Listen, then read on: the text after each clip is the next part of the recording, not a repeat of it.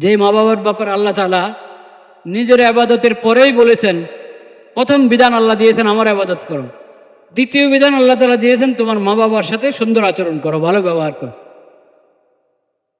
মা বাবার এত মর্যাদা। কিন্তু যদি মা বাবা সন্তানকে শিরিক করতে বলছে, খালি আল্লাহর নাফরমানি না, আল্লাহর সঙ্গে শরিক করতে বলছে, এত ভয়ঙ্কর ভয়াবহ পাপের নির্দেশ দিচ্ছে মা বাবা সন্তানকে, তখন সন্তানের করণীয় কি সেটাও আল্লাহ রাব্বুল আলামিন বলে দিয়েছেন 21 নম্বর পারা সূরা লোকমানের মধ্যে।